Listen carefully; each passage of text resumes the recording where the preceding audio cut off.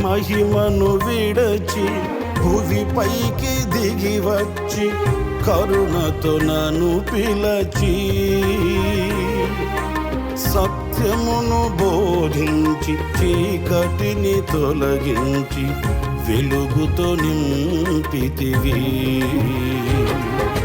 సదయుడవై నా పాదములు తొట్టిల్లనివ్వగా స్థిరపరచి నీ కృపలో నడిపించువాడవు.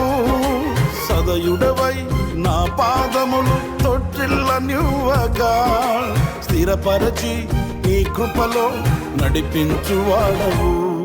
మహామహిమతో నిండిన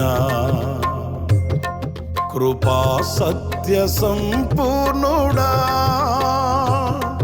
ఇశ్రాయేలు